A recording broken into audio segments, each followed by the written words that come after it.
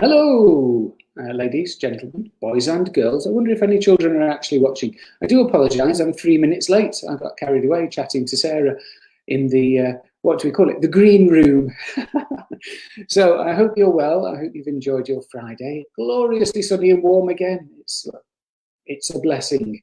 So, yeah, a little bit of news before we bring Sarah into the studio. I did a little video earlier on today, which you can have a look at. But yes, we've got now some ways you can support us through Buy Me a Coffee, which is dead good, I think. You can just chuck us £3, or you can subscribe. And if you subscribe, you get some benefits. I won't bang on about it too much now, because we've got Sarah waiting to chat to us and people wanting to meet her and listen to all of the wonderful things she's got to say about faith and gratitude, and maybe some kundalini yoga stuff as well, and some rocks and some books. So we'll talk about that in a bit. Okay, so let's bring Sarah into the studio. If you've got any questions, just fire them into the comments. And if you want us to know what your name is whilst you're doing your comment, go here to this StreamYard thing. You'll be up first just to give it permission. But don't worry if you don't want to. You don't have to. No problem. Okay, so welcome, Sarah, and thank you for joining us. Hello, again. Very kind of you to give up your time and your, what I imagine is a busy schedule. Not really as busy as it was at the moment. It's a lot quieter. Lots of family time, lots of reconnecting. It's been interesting for all of us really to be locked down together. We're usually so busy. But it's, I can't properly say how it's impacted on us as a family. I can only use my perspective. Personally, I think it's made us very, very close, and it's tightened us greatly. I know for friends, some have had that experience, and some have had the exact opposite, because it's been very almost claustrophobic. So we're all going through this very differing process, and it's very difficult to know who's going through what at the moment, because we're not able to communicate as we would do normally. Like you say, going for a coffee or meeting up with friends. So it's a very strange time for us as a collective. But we're in Wales, you see. We've been here for weeks, so it's so quiet. There's not a person around. So we're not even seeing anybody at all. So how would you say... How have you been with it? Are coping with it? Personally? Yeah. On what level? I've missed the yoga classes. I've missed engaging with people. I find that strange, the engaging with close friends. I've enjoyed being with the family. I love being with the family anyway. I found it different to not. I like to do things to fix things. I'm like a person who likes to get involved, and I'm not able. I find that initially it made me feel a little bit redundant, that there was not a great deal I could do to help anybody, because I couldn't get close to anybody. Or does that make sense? In that respect? And that took me a while to sit with, I think, and kind of get my head around. All you can do is follow the directive to keep people around you safe. I've been all right. I've got faith, and I think that's a great thing for people to help you get through any situation. It varies depending on each person. What faith means is very different to each person, isn't it? How we describe that. For me, it's my yoga practice, meditation, lots of reading of very constructive books, and that has kept me very centered. I know it's for a lot of people. I've had some messages of people that I've been working with where they've gone the opposite way, where they found it very, very difficult to remain centered at all, because there's that fear element of what's going to happen. How are we going to what's going to happen when this is over, even, the worrying about that future perspective. The world's going to be very different. So for me, it's been my faith and my practice that's been very, very useful for me. And we do that as a family as well, so that's useful as well. Great. That's So it's sorry, you're kind of connecting with yourself and grounding yourself through your yoga practices and connecting with your family, but missing that connection with the wider public through your I think the practice I can't say that from day one that's been fine. It's been transitional. There's been there's been that ebb and flow as there is in daily life anyway.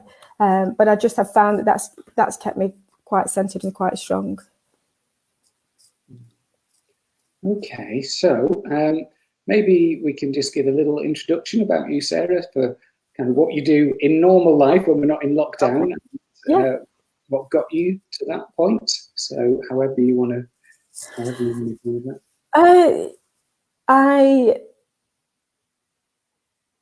Well, at the moment I'm in Wales because I'm writing books. So the first book is a book about faith, and it's called The Knowing Within. And the reason I started to write this book is because I was always searching for something. I didn't know what it was. I had no real tangible idea what I was looking for. I was just always felt that something was missing. I seemed to never settle with certain things, and I was just searching all the time. I went to churches, I looked at different aspects of spirituality. I trained to do Reiki, and I think for me, Reiki, yoga, and meditation, those three things had a very profound effect on my life. I realised that what I was looking for was not out there; it was in here.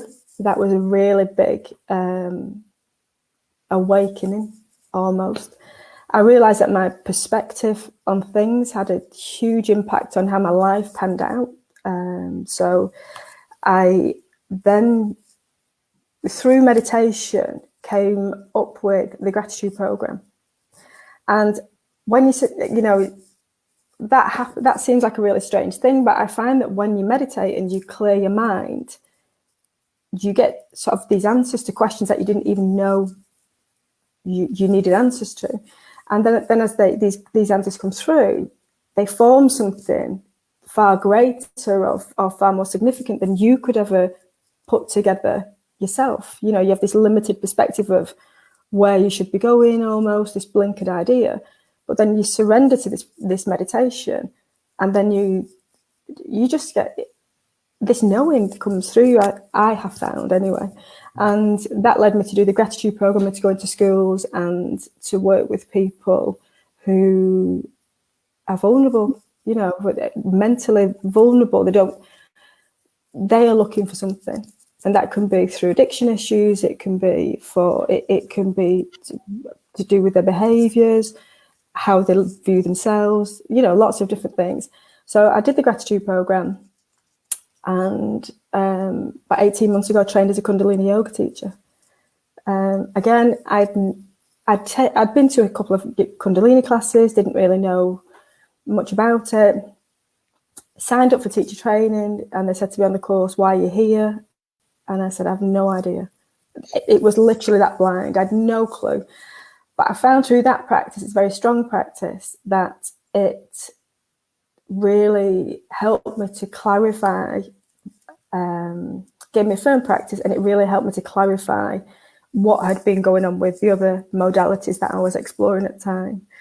So then I started to teach, and through that, I'm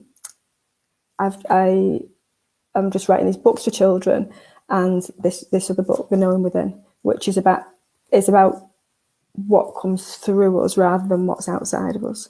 And a big part of that was gratitude, having a daily gratitude practice. That was really important for me. And when you say gratitude, people feel it's like a throwaway thing. You should be grateful for things. My the effect gratitude had on my life was it helped me to be very, very present. I really had a very monkey mind. It was everywhere. My mind was like walking 10 dogs on of differing sizes on different length leads. Every moment of every day, I was jumping from this to that, and I needed to pull everything together. And so meditation helped with that, and having this gratitude practice. So seeing what could I be grateful for right now, instead of looking at, but I want that, or I need that, or if that happened, I might be happy. What can I be grateful for right this minute? And when you're feeling particularly low, you sometimes think, nothing. I have nothing to be grateful for. And then you sit down, maybe with a pen or a piece of paper, or just with yourself, and just think, right, okay. I mean, sometimes people don't want to be here, do they? I'm not being flippant about that, but you think, right, I'm here. Okay, what can I be grateful for right this minute? My breathing's okay. Have I got any pain in my body? And it brings you back into your present moment. And I think that that practice of being present is so key to us right now. We really need to be present, because we can worry about the future and it could literally drive us mad. And we need to stay present and be there for each other with that presence as well. You know, if we are present and we are around people who are very, very anxious, if we can stay firm and very calm, that will impact on them. They will feed off that, and it will help, because I'm sure you know with your work, if you slow your breath down and your heart rate and you're calm, from an electromagnetic field or auric field perspective, we're reading each other all the time. And so other people have no choice but to calm down. And so sometimes we don't need to do anything to help people. We just need to be very, very present, very grounded for them. And as we do that, it may seem like we're doing nothing, but we're actually doing everything. We're helping in a very, very calm and very gentle way. And I found that practice to be great for me. When I went into schools, it helped the children to be more cohesive as a unit. And the gratitude program isn't just about gratitude. It's about the word gratitude is broken up to different lessons. But through the program, and I think it's the same with anything where you are doing self-development work. You think you're helping somebody else, and you're going in there, and then they are almost your teachers. And the children were my greatest teachers. They continue to be that. They are my greatest teachers, because the wisdom is off the charts. And I think for us as going forward now with the world, I think we need to really pay a little bit more attention to what the kids are saying to us, what they need, what they visualize their future to be like, from so many different perspectives. So I'm doing lots of things. I'm trying to. Yeah. So it's great stuff that you're doing there, Sarah. And gosh, I've got some images and some sounds going on in my head at the moment. So I've got, I believe the children are the future, which is yeah, it's. I mean, I think we're really shifting where we're looking at kids. I think we're really starting to shift our perspective. And one of the things I realised was that they are giving us clues all the time. And if we've got a very limited perspective of what they're capable of, they will only ever be able to fulfil that. And if we try and squeeze them into a box, they will push against it. We will see that as something else. But if we step back and observe them and listen deeply to what they're actually saying, it completely changes the narrative for them and for us. I found that with my own children. I am a very different parent now. I say this in the family groups that I do. I am a very different parent now than I was when my daughter's 24. I'm very, very different than I was when she was little. And she's seen that development and that change. And I am still trying to unpick the mistakes that I have made as a parent. But I do find that they have been not just my own children, but children generally are hugely beneficial to my personal development, even though I think or have thought in the past that I'm going in to teach them something. I was wrong. Yeah, no, I totally resonate with that, and I feel I'm evolving as a parent every day, and we all just try and do our best, don't we? And I heard something on a podcast the other day about the kind of personal development, soul searching work that we do quite often as adults, and ideally it would be great if we could kind of remove all our masks and get to the core of who we are and be authentic and spiritually enlightened, all that stuff, before we have children. But another perspective on that is that having children really facilitates that process. Yes, absolutely. I have found that, their perspective is very, they look at us as adults and think, why are you doing that? And we say, because this is what we do, but they look at it in a very different level. They see sometimes the mistakes that we make, or the actions, not the mistakes, the actions we perform don't seem to make much sense to them, and I think that's a really key thing for us to examine. I mean, I don't know about the spiritual thing. I think sometimes we can make it bigger than it is, that perspective. When we look at the spiritual enlightenment thing, it's not feasible for us all to sit under a tree meditating for years on end, is it really? We have a purpose. We're here for a purpose. We're here to be whoever we are, and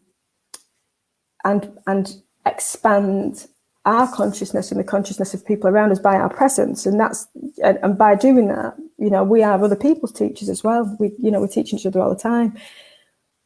I find it from the perspective of this faith is that the answers you're looking for are always inside of you.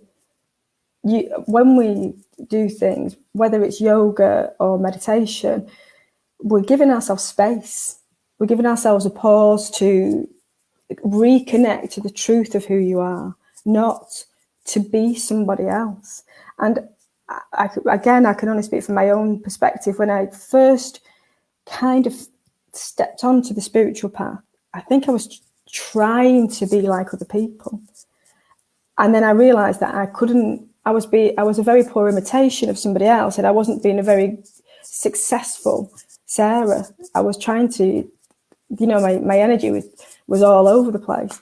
And then I realized that I had a very profound experience in 2016, and that completely shifted the way I thought about things. And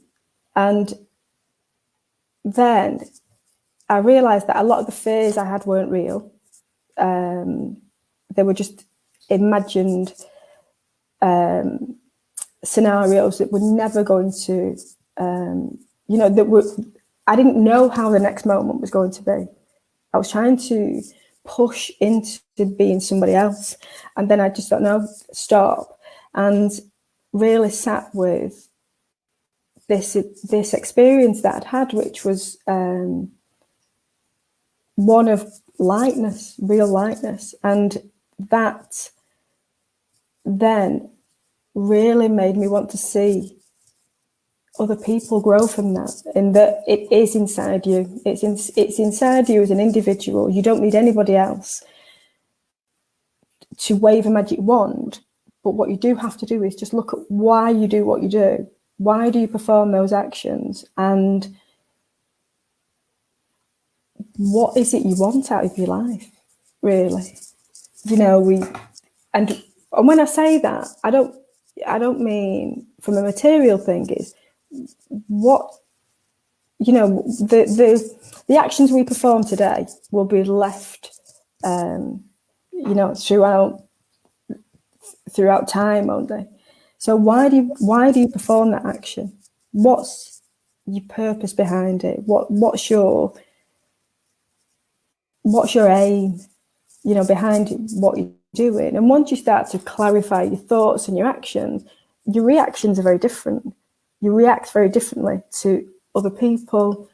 You see them very differently. You see that, like you said before, they're doing their very best. You stop judging people.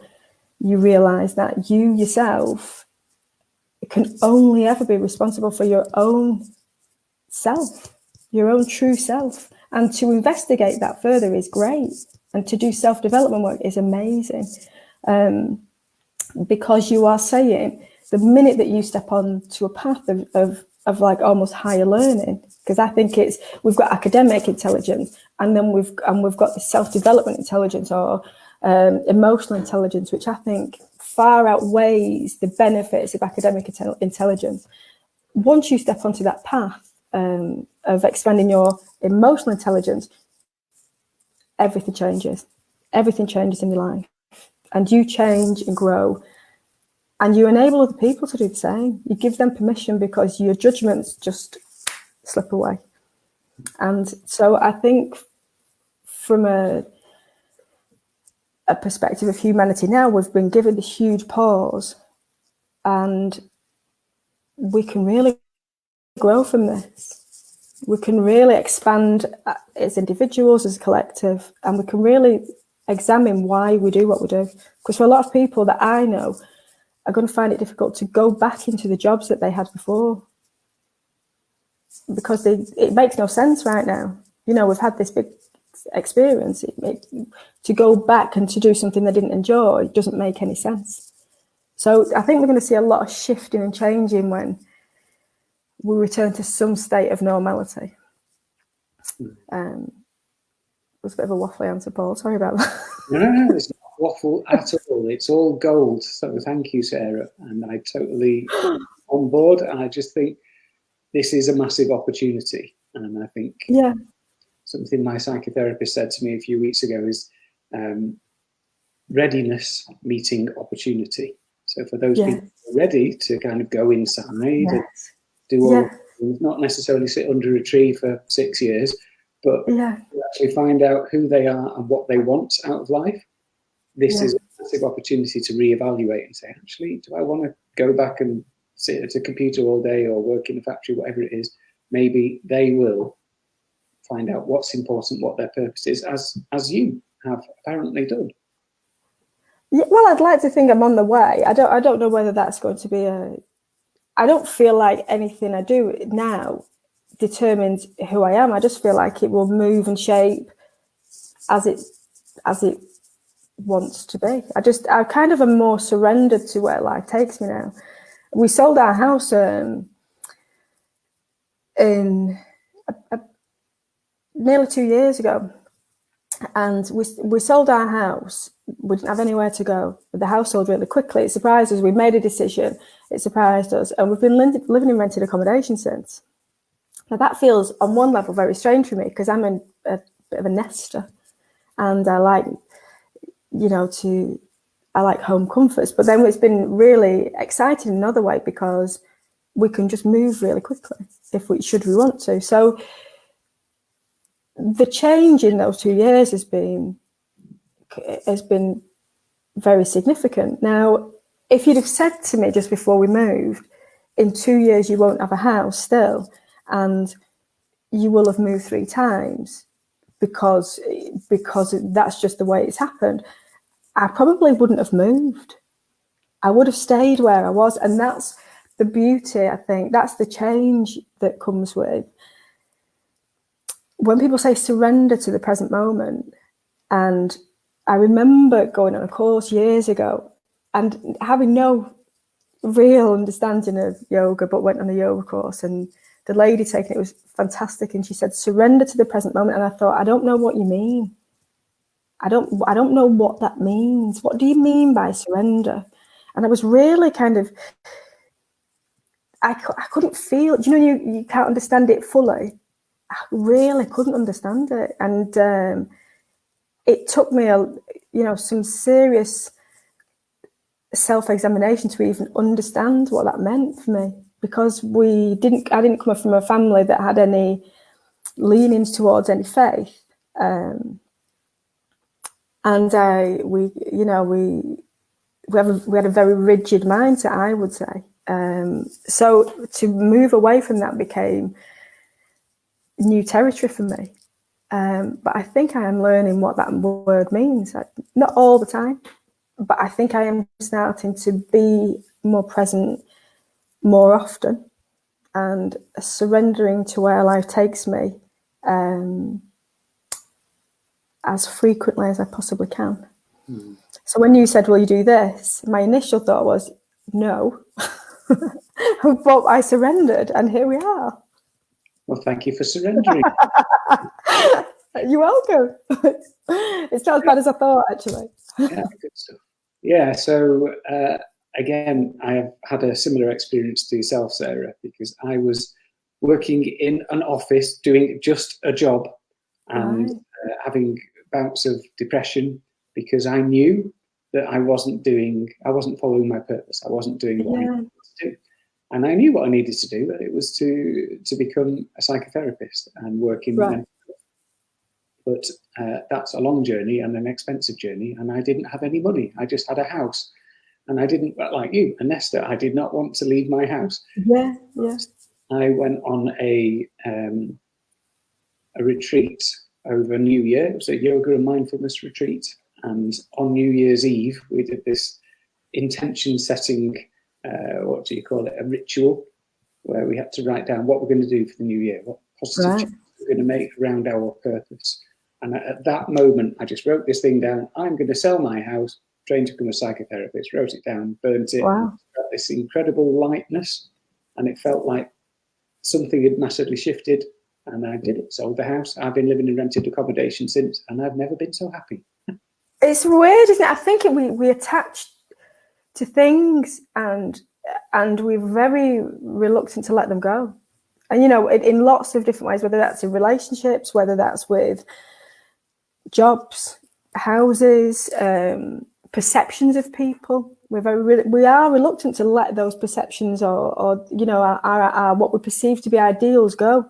But I think the minute that we sort of go, right, that I can't change that, and I am where I am, but I can, like you said, you set your intention for change and surrender. I mean, sometimes we say surrender and it's really difficult because you're trying to force the narrative of something, aren't you?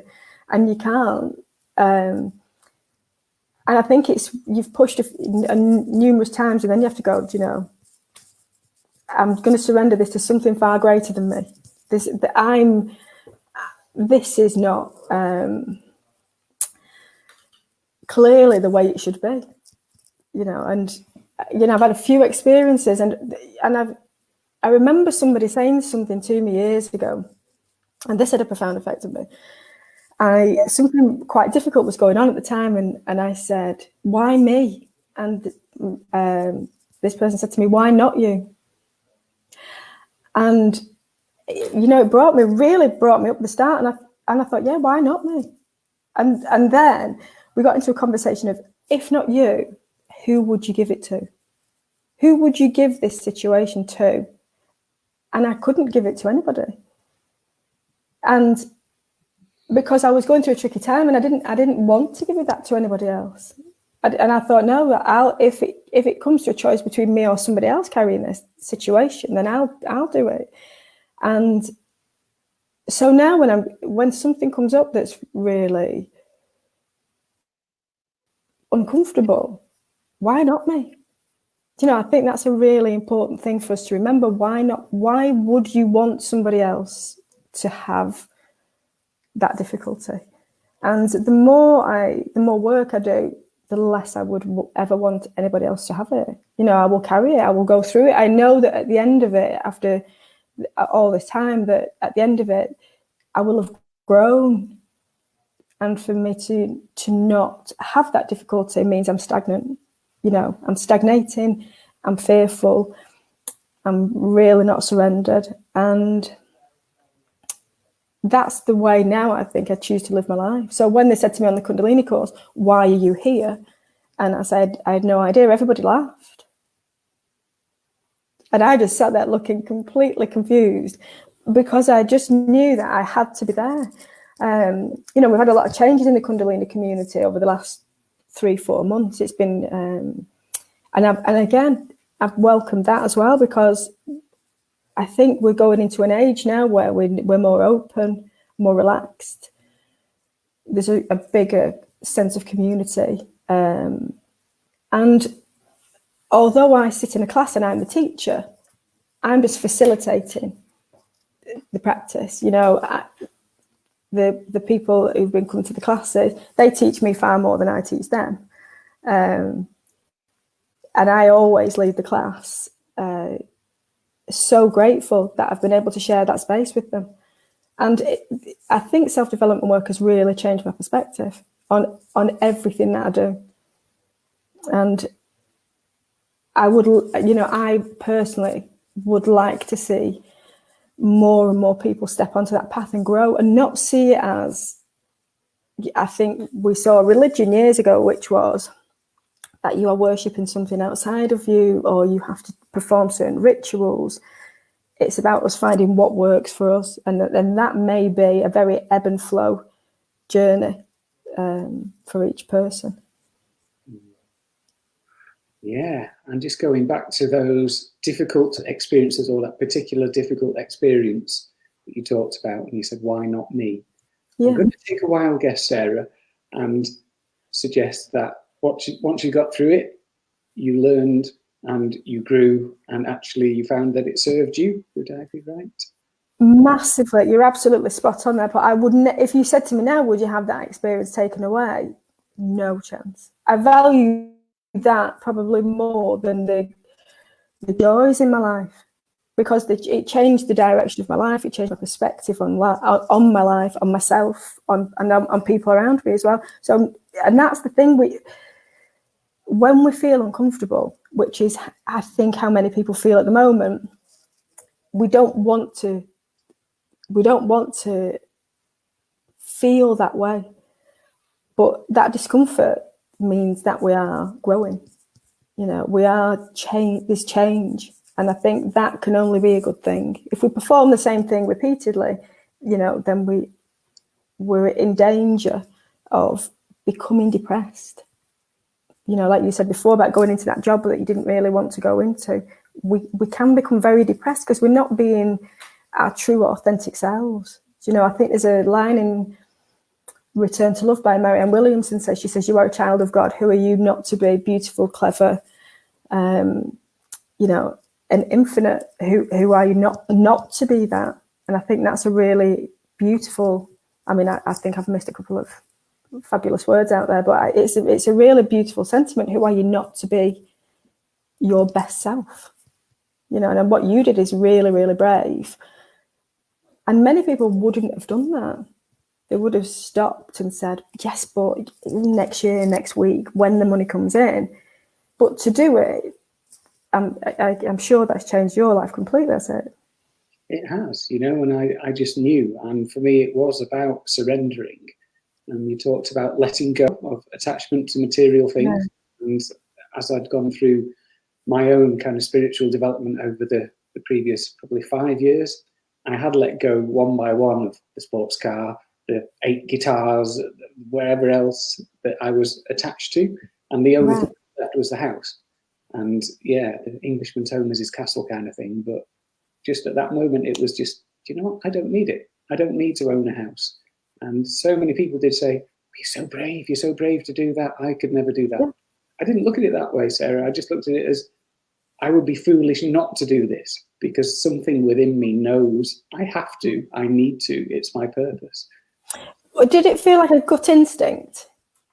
Did you know when you said that? You know, you said that knowing, because I very much feel like we know what our next step should be most of the time. And when we push against it, resist it, don't surrender to it, we then do become very stagnant and quite hard on ourselves then, because we know we kind of should be going in a different direction.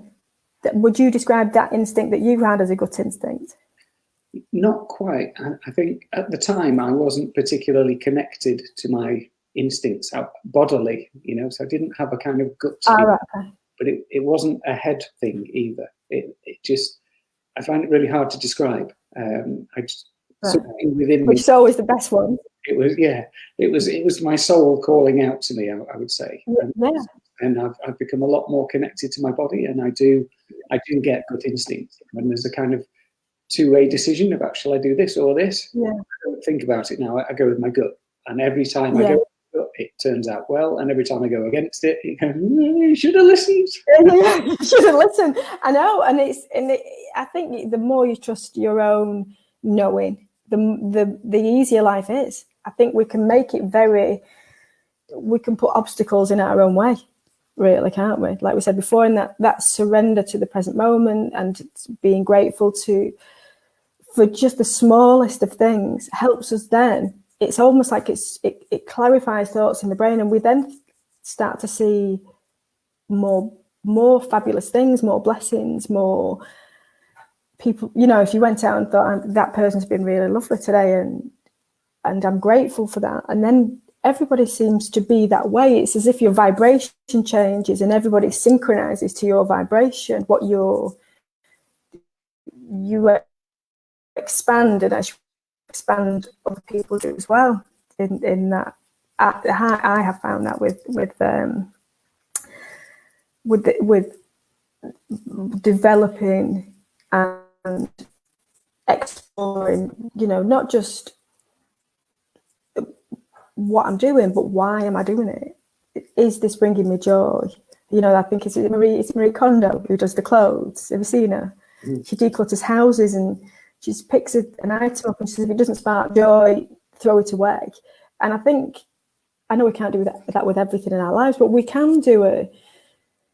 This now is an opportunity for us to do a life declutter, really, and to what really works for you in your life. And if you're not on the right path, maybe this is the time, like you did then, to maybe change direction and go in search of what you feel you should be doing, rather than what you think.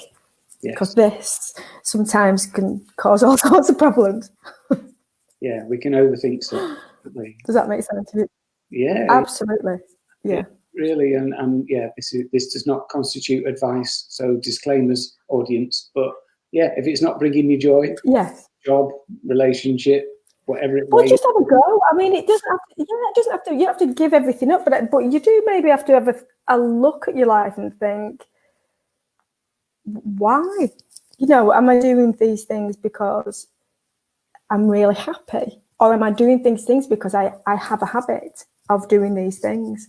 And I think that can apply to anything. It doesn't need to be great big things. It can be, do you drink too much coffee? If so, why? And that can be something as simple as that. It can be, I drink too much coffee because it keeps me going because I've got too much going on. And then that very simple question can say, well, why have you got too much going on? And what can you do to bring everything back, strip everything back for you, so that you are not overwhelming your central nervous system, and you're not mentally and physically going to have some sort of breakdown. It's about being really gentle with yourself and really looking out for yourself. And I think selfishness is a word, and we don't want to. Nobody wants to be described as selfish. And I'm not saying we should be, in that we put ourselves in front of somebody else, but you do have to take care of yourself, and you do have to look out for your own best interests. Because if you're not able to do that, you can't support other people. You've got to really take stock of your periods of overwhelm, which lots of people feel, and think, well, why do I feel like this? And maybe it don't have to be huge changes, maybe small changes, just to give yourself a different different day, a different minute, a different hour. Just these are tiny things it needs to be, and that they have a snowball effect and create bigger changes in your life. I mean, I spoke to a young girl recently, and she was having problems with friends, and I remember saying to her, I want you to describe friends. She was really having a tough time, and I just wanted her to describe what she thought friendship was. And that's all I asked her to do, and she did. She described it beautifully. And then she realised that none of these things that she described were in any way replicated in the relationship she was having with the people she perceived to be her friends. And it completely shifted how she thought then. You know, she was pushing, again, it's about surrender. She was pushing against something and pushing for something that they couldn't give her. What she expected out of friendship, they weren't capable of giving her. And once she realised that she could only control herself, that relationship wasn't a them and us situation. It was a very, very different, very gentler, very much gentler conversation. And then it was, if that is what you think friendship is, then maybe you need to go and find your own tribe that are able to give you what you really need.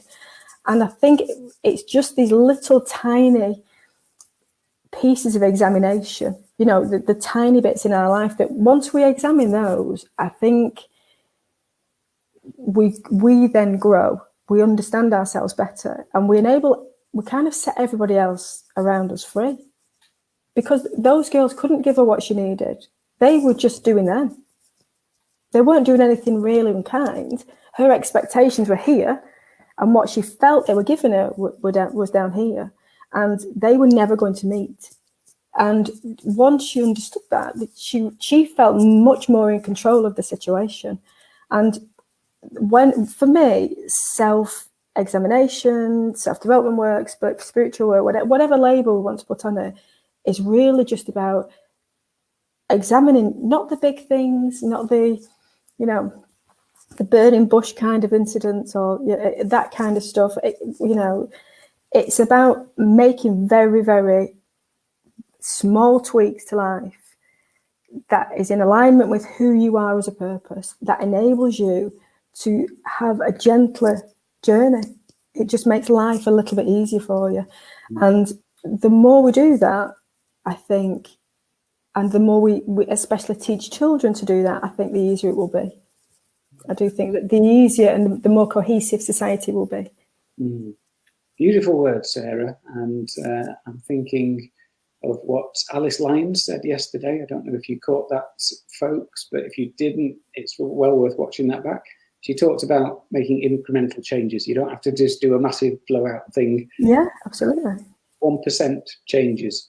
So if you can just get things 1% better over time, that builds up, and it becomes, like she said, like the coronavirus number of cases. Absolutely. Yeah, that's a really good analogy, that, Paul. It is exactly like that. It really is. Lovely. Right. So we've talked about gratitude. We've talked about your yoga practice. A little bit about the books you're reading. I wonder if we can talk a little bit more about faith and what that means to you, Sarah. What does faith mean? That's how long is a piece of string for? I think for me, faith is, like I said, in 2016, I had an experience that completely shifted my perspective of faith. I used to go to church, not all the time, but when I was about 16, I went to church because I grew up in a family that wasn't faith-based. And I knew something was missing, and I couldn't put my finger on it at all. And so I thought, well, if I go to church, it will all be changed. And I found that I didn't fit. I just didn't fit, and I couldn't make it fit for me at all. I didn't know why. It just didn't fit. It felt a little bit restrictive, and I found that difficult. So I stepped away from that. And I had an experience, and when I went and had Reiki, I had no clue why. again, it was one of those things synchronistically. And that made me feel, when I came out of the session, I felt like I was walking on cotton wool, was the only way I could describe it. And it was a very strange, I felt this lightness within my body that I had never felt before. And I felt like I was bouncing on the floor. And I thought I was going mad. I thought I'd come out, I thought something weird has happened to me in there. And I because I was resistant, I'll be honest, I was really resistant. And I thought, what has happened? And I went home and I went to sleep. And it was in the afternoon as well. And I just went to sleep. I was so tired. And I woke up and I felt really different. And so I continued to go for Reiki. And then I trained as a practitioner. And, you know, the more I started to look at that and the way the mind worked and energy and frequencies, and that we are just energy, and, you know, energy work is a hugely beneficial thing for us to undertake. That's when I started to get connected to yoga and meditation. Meditation had a profound effect on me. And then in 2016, I was on holiday, and I was in a cottage, and I was woken by this bright light. It's the only way I can describe it. So it was like someone shining a torch right into your eyes. And I opened my eyes and I woke up and there was nobody there. So I thought, well, I've just imagined that. And I tried to get back to sleep. And every time I tried to get back to sleep, this light just filled the room. So I said to my husband, are you seeing a light? I thought there was something outside this cottage flashing a torch or something. And he said, I've not seen a light. And I just had this really strange sensation, and I got dressed and we were near a beach, and I walked down to the beach, and I always carry a pad and pen anyway. And I walked down to the beach and I started to write, and it was an experience of, the only way I can describe it is automatic writing, stream of consciousness writing. And this is what is now in the book that I'm writing at the moment. It's been under my bed since 2016. I get it out and I do stream of consciousness writing regularly until I found that I was using that the wording from it so frequently. I was using this wording, which clearly, if you read it, you would understand isn't mine. And I was using it to help other people. And a friend of mine said, I need that book. What you read from, I need. And I said, I'll send it to you. She said, well, why don't you just do it? And I was so, honestly, Paul, I can't even tell you how resistant I've been with this. And I kept getting it out from under the bed and putting it away. And I've just decided now that if I don't at least set it free to do its own thing, then I've tried to control the narrative. It's obviously come through for a reason, so I will share it with anybody that wants it. But that had a very, very profound effect. You can have it. It had, honestly, a hugely profound effect on every single aspect of my life. And there is, for me, this is my perspective. Again, disclaimer, you don't have to believe anything I say. This is my own perspective of my own life. There is something far greater at play than we could ever imagine. And if you surrender, if you just stop for one moment overthinking, stop trying to predict the future in such a linear way that you are reducing the possibilities of getting to your journey, and just allow it. I'm not, like you said, you set your intention, but you believe truly that you are working for that's your job. You're working for something far greater than yourself. Everything shifts in your life. It's changed my children's perspective on themselves. It's changed a lot of my friends' perspective, people I work with perspective. The greatest thing, the lesson for me, was that I could only change myself, not change anybody else. I could never change anybody else, even if, and to do so was a waste of my own time. That was a really big lesson for me. I was wasting my time because what I was saying on a subliminal level is the minute I try and change somebody else, I'm saying, you're doing it wrong, and I'm making a judgment. And the minute I make a judgment, I am the furthest away from faith. Does that make sense? I have to trust that that person is on their path, and I am on mine, and I can only do mine. And then like I said, with the yoga and things like this, I didn't do yoga to teach, and I certainly didn't do yoga for my kids to do it. I did it entirely for me. It was only when they saw the change in me and what it brought to my life that they started to do it. And I've got friends that do it now, and I've got friends that have trained to be yoga teachers, and friends who started to meditate. And this is really because I've not said do this, but they've seen a change, and people are like, we all want life to be a little bit easier. And it's like, well, actually, I'll have a go at that then. And so it has had a very significant effect on the people around me. And like I said, without me ever having to do a thing.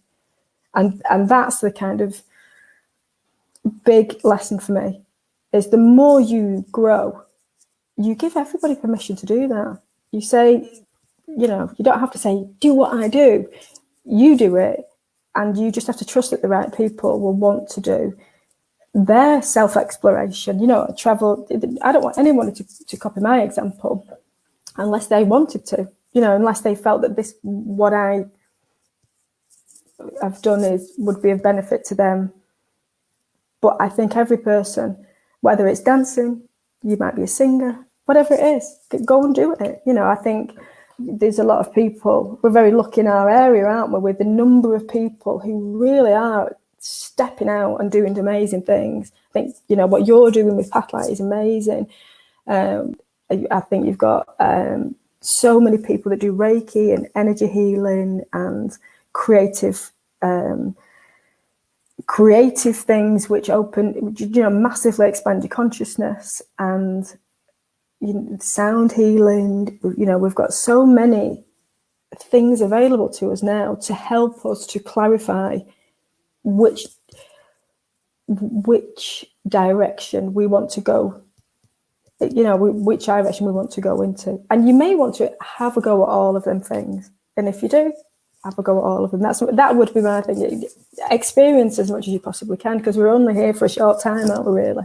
Seems like a long time when you're stuck in the house for 23 hours a day, but we are only here for a short time, so we may as well enjoy it. Yeah, absolutely. So yeah, so many things I want to come back on there, but it's for me, I suppose it's all about coming from a place of love rather than a place of fear. And that's something for me, my moments of awakening, I suppose, was when I did the Hoffman process, which is a personal development course. Yeah. That was 8 years ago now. And like you, I've come out of that different. I've continued evolving from them. But, is he the guy with the cold water? That's Wim Hof. I do that as well. Oh, right, sorry. What's the Hoffman thing? The Hoffman process they call it a personal development program, but it's a lot more than that. There's a lot of spiritual stuff in there, and it's about connecting the 4 parts of you. So the intellect, the emotions, the body, and the spirit. Yeah. There's a lot of childhood stuff there. So you go back to your childhood wounds and work through those, forgive your caregivers, forgive yourself, and come out just floating on cotton wool, like you were saying. Yeah. They don't advertise, and they ask people who've been on the Hoffman process not to advertise, and they just say, do you know what? Just go out, be the change you want to see. Yeah. People will say, you've changed, what's different? And then they start picking up on those kind of things, mindfulness, meditation, which I'd never done before. Right. Yeah. Coming from a place of love rather than a place of fear, like the T-shirt. And I was going to say, I was going to mention the T-shirt. I really like that. It's a Stone Roses T-shirt, but yeah. Is it? Oh. Yeah, it's nice. It's really cool. My fave. Yeah. So, gosh, I feel like I could carry on talking for ages here, but my kids need their tea. Oh, they keep looking in the window. They're going past. Oh, sorry. Don't be sorry. This is me. This is why next week I'm shifting these sessions to 8 o'clock so I can get the kids fed before they start getting really hungry. So What else do we need to talk about? Yeah. So when I first advertised this session with you, Sarah, one of my friends said, are you going to talk about the difference between Kundalini yoga and a Kundalini awakening? Is that something you can shed any light on, or is that not? There's a lot of like I said, there's been a massive change in the Kundalini community over the last few months, and this is something we've addressed in the classes. Is this, when I did the course, there were certain parts of Kundalini that really resonated with me, and there were certain parts I found uncomfortable. And the thing I found uncomfortable was Yogi Bhajan brought Kundalini yoga to the West, and for a lot of what they asked you to do, which I was very clear about that I wasn't happy to, was to almost make an altar of him, and put that in the room. And there were certain things that had gone on with Yoga Bhajan that I didn't really subscribe to that sort of. I felt like it was a bit like idolatry, which I'm not. I just don't agree with it. But Kundalini awakening is where the energy that travels through us, and it's very different on many different people. I know a few people that have had a huge, profound awakening, and for some, they've done it in a way that has been. It's happened spontaneously. It's not happened, for example, in a class. It's just happened to them. And they have found that very disconcerting. They felt very uncomfortable with that because your awareness is heightened. It can have physical effects. From Kundalini yoga perspective, we want to have the experience. When I say of a Kundalini of the Kundalini energy, which moves through the body, to be able to move without restriction. So it's not forced. So when we do Kundalini yoga, we have a kriya, which I'm saying this because it's we do a series of exercises, and they have a desired outcome. So it may be breath work. It may be to do with raising the energy in your auric field. It may be. I'm sure you're aware now that science is kind of backing up spiritual texts in that the 7 chakras are actually glands within the body. And when we stimulate certain areas of the body, what we're trying to do in Kundalini especially is balance the central nervous system, regulate the breathing, and clarify mental thoughts. For many people, they feel that Kundalini yoga is a forcing of that Kundalini awakening. And that would be very, to try and do that would be highly, I would say, remiss of a teacher to try and force that in a person. And so a person only does what they are comfortable with doing, as they would in any class. For me, the reason I liked Kundalini is I like the discipline around it, in that you have a series of exercises, and so and now I've gone back to Navi Kriya, which is one that I've done many times. At this time, because it's to do with activating the power center and clearing anything around that. So Navi Kriya is my daily practice, and will be for the next up to 40 days, and then I will change and do another one. And I just sit with what feels right with me at the time. But a Kundalini awakening for some people can be very unpleasant. And most people who have that don't have them in a classroom environment. Because the reason we do Kundalini yoga is to protect the individual, not to try and force that awakening. And that's where the misconception is it comes in a lot. Within my classes, and I can only speak for myself as a teacher, I am very much driven by the students in my class and what their capabilities are. So we will take them. It's up to them as the practitioner to recognise what their limitations are and whether they want to go any further with that. I would never force that on somebody, and I don't think we should force that in any modality at all, because it's got to be driven by the person. But But what I've also found is you can go into a class feeling really low, really low or very, because when you think about it, your energy field, your electromagnetic.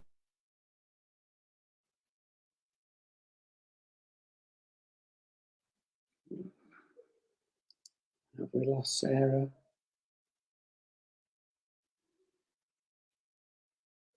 Oh dear. I'm hoping you can still see me, folks, but it looks like we may have lost Sarah. So let's just catch up on some comments. So Kath, one of Sarah's students, is here. Hello, Sarah. And Sean, listening to this talk is helping give me clarity about what I really want to do and the courage to do it. Thanks so much. I think I might know what that is, Sean. Maybe I'm wrong. We'll see if we can get Sarah back. If not, we might just have to call it a day and bring her back in another day, because there's more to talk about. And I'm all tingly. You know, it's a good chat when you've got tingles going on everywhere. And that's what I've got going on at the minute. So I hope the rest of you find it useful as well. So what else can I tell you about whilst we're hopefully waiting for Sarah to come back in? You can buy me a coffee. Don't like coffee, so don't actually buy me a coffee. But there's this new thing that we've got going on where you can chuck us £3. When I say us, I mean me. If you are enjoying the Hive, you're getting benefit from it. And if you can afford it, £3 or any denomination thereof, any multiple thereof, just go to that site there. What is it called again? It's buymeacoff.ee/ThriveHive. And the link is also on the page. You can also subscribe. You can become a member, and then you get lots of good stuff for being a member. Sarah's back, so I can stop waffling and selling now. There we go. There we go. Hey, back again. I'm so sorry. It's because the connection does drop here in Wales. It's very bizarre. We're in the middle of a program and then it just disappears. Sorry, I was just finishing with the electromagnetic field. Science, I know a lot of people may have heard of Joe Dispenza and the recognition they're doing it with the way energy is shown in the body. That electromagnetic frequency can be expanded or contracted. And those people, who've done spiritual work or done spiritual development will be very aware of that, and they call it the aura. And from my experience, what I found with doing kundalini, but not just kundalini, all yogas really, is that frequency felt like it was expanded.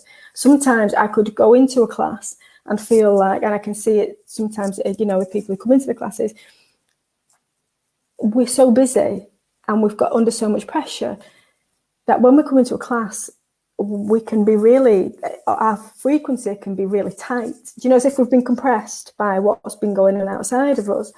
And then the minute that we surrender to the practice and we look to change the frequency of the body, as that frequency expands, we feel lighter, like you said about Reiki and like you said about the Hoffman process, we feel very, very much lighter.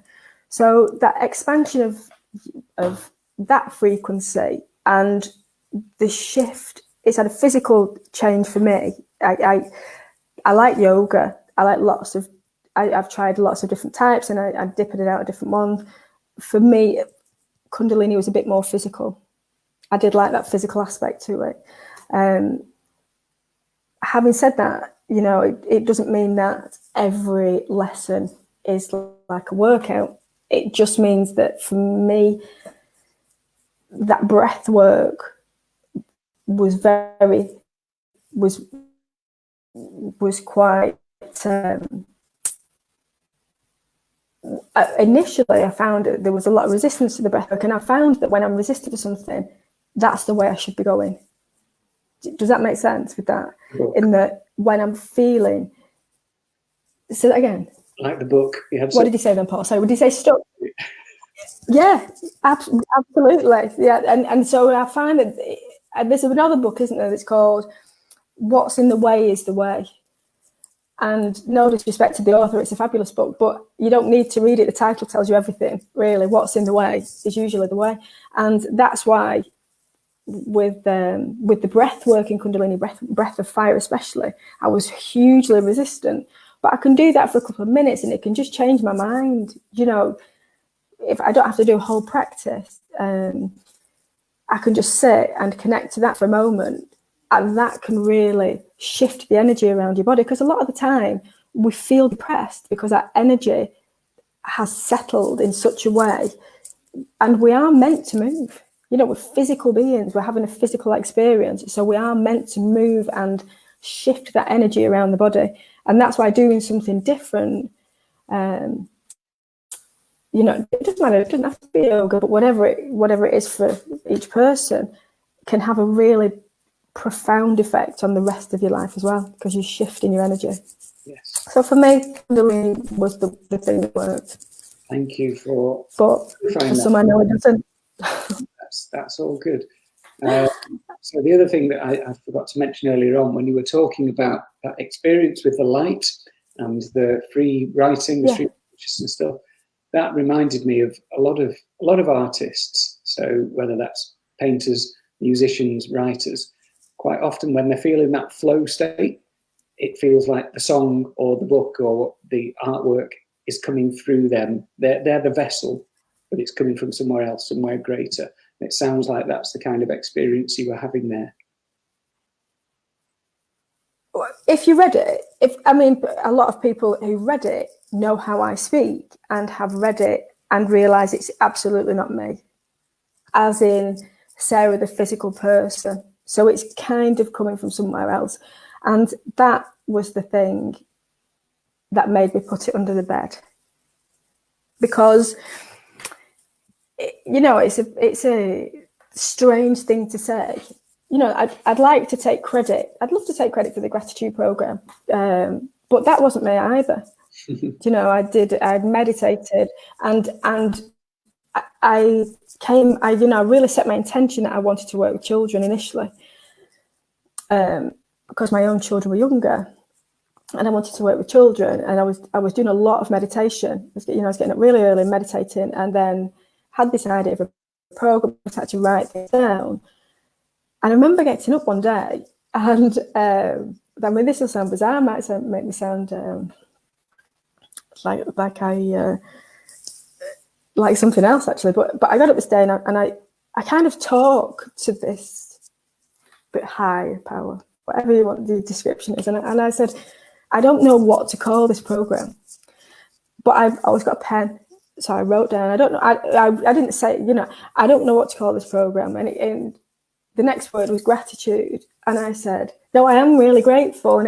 But I don't know what to call the program. And the program was like, gratitude. And I'm like, but I'm so honest, I'm so grateful. And gratitude. And I was like, yeah. Ding. Oh, yeah, that's a really good name. Thanks for that. Yeah, it was really like a light bulb. But I was, you know, sometimes I can hear, but I can't always get the message. I have to read it back, and then it makes sense. But it doesn't make sense because all my questions, my questions are coming up, even as I'm writing sometimes, because I'm not always fully aware of what the end of that. Do you know, I'm trying to prejudge what's being said. When I read it back, it answers the question without me interfering anyway. And so that you know, that the fact that is even being spoken about today actually is a massive thing, because you know, like I say, it's been under the bed since 2016. It's only October last year I came to Wales because I knew I needed to just set it free. You know, I felt like it was for me not to do it was to not trust the process of what comes through me. And I think the more we do that, it goes back to surrender. The more we do that and trust that what we think will happen may happen, but it will never happen the way we think it's going to. It will always be more magical. It will always be more profound. It will always be more head scratching. You know, you can be puzzling. You can be scratching your head thinking, like, how did I get here? Because I thought I would have to go A, B, C, but really, you know, to wherever. And really, I've jumped all those levels, gone on a much more scenic route, but still got back to the same place and had a greater experience, you know, during the process. And so for me, again, I can only ever speak from my own experience. That's what I'm trying to do. Even in these uncertain times, I'm trying, you know, I think, no, you don't know how this is going to play out, Sarah. You don't know what changes there needed to be in the world. You are looking at it as one piece of a jigsaw puzzle. You know, you will never see the complete picture until everything is fitted into place. And when it's fitted into place, that is when the picture comes alive. And then you go, I know now. But right now, I'm not in that, you know, in that place to do that. And again, I only come up with that analogy because I dream one night, and I always feel like this, well, like God or source is a little bit sarcastic. There's a dryness, and it was around the 2016 time, and I went to bed and I thought, I don't know what my purpose is. I don't know what I'm supposed to be doing. And I was really sort of, I don't know, I want to know. I need all the answers. I want them now. And I was really ratty and irritable. And I went to bed and had this dream. And I looked at my own body as I was in this dream. I looked and I was a jigsaw piece. And I was looking at myself. And I was trying to look either side of me. And I was trying to pull my body up, but I couldn't because I was wedged into this place. And then all of a sudden, I was lifted out of the puzzle and flipped upside down.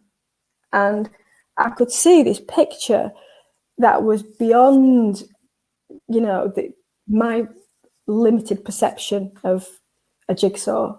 It was just everything, and it was part of everything. And then there was a little kind of Sarah-shaped hole in this piece, in this jigsaw. And I kind of got this sense of this voice that said, you only ever have to be the best piece. That's all you ever have to be. You only have to be the best piece, and the rest will take care of itself. And it had such an amazing impact on me.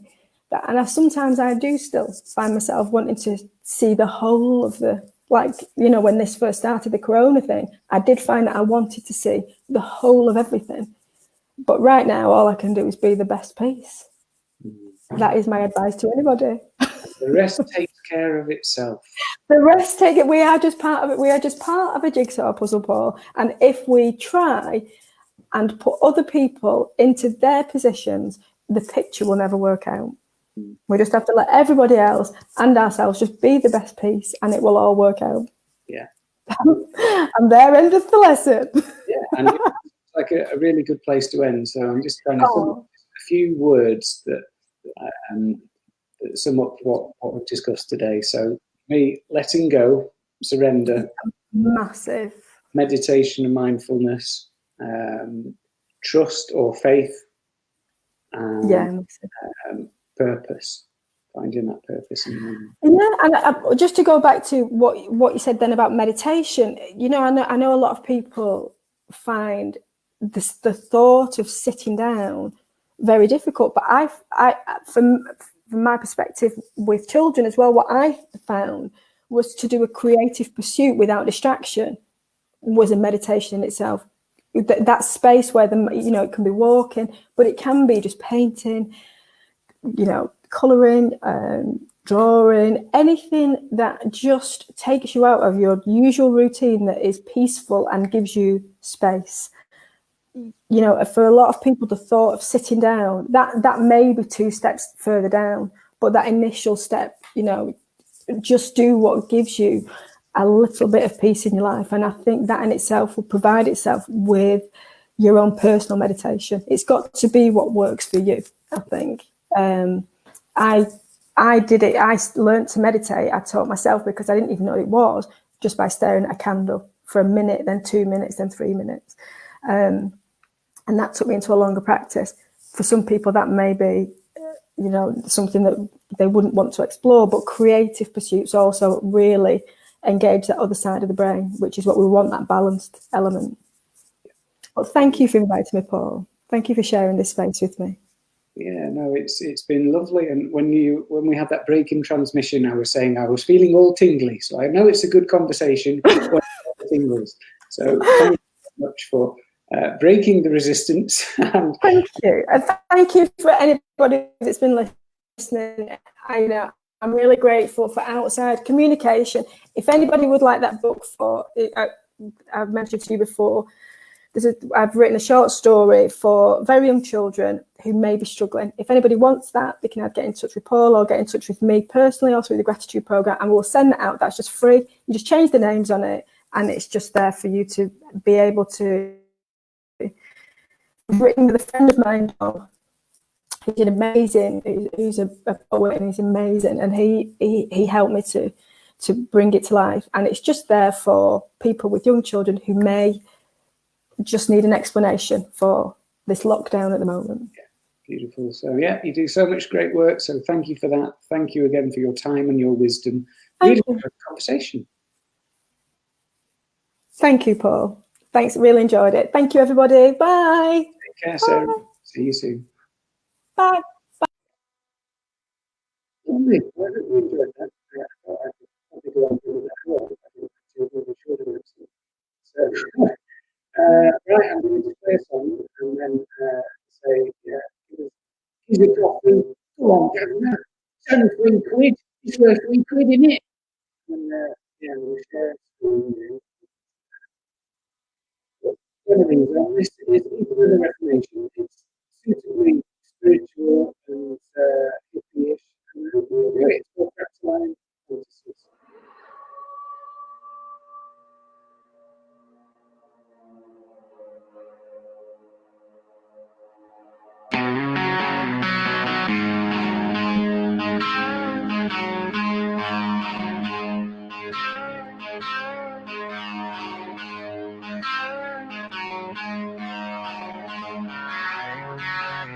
A lifetime of trouble seemed to fade,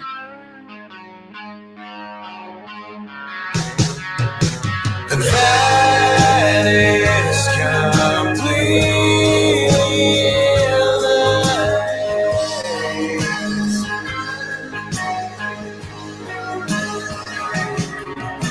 In this broken world, so filled with hate,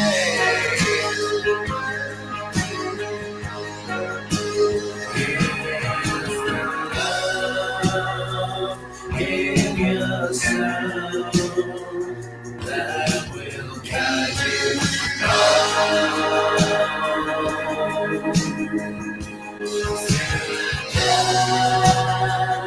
darkest of nights to the brightest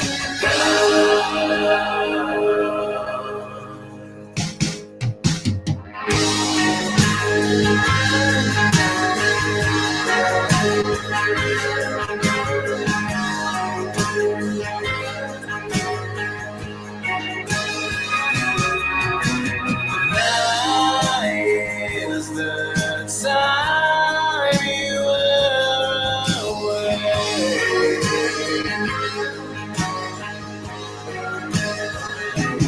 No longer constantly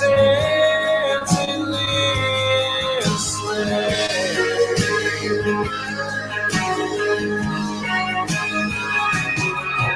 In this broken world, so filled with hate,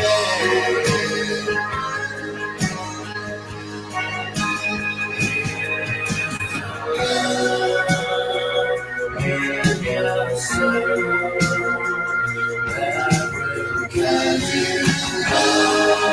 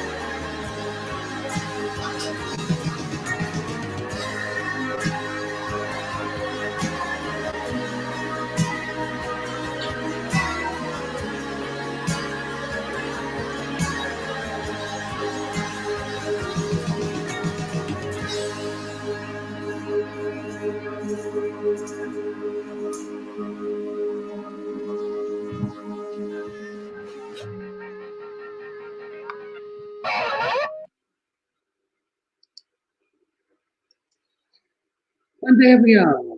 It's the weekend officially, so enjoy the rest of your Friday. Hopefully see you tomorrow. Marcus is coming in again to do some hypnotherapy. We need volunteers and we need headphones, ideally. And that's 3 o'clock tomorrow. Yes, the comments. Joe, thank you. You're welcome. Always refreshing. Thank you, Sarah.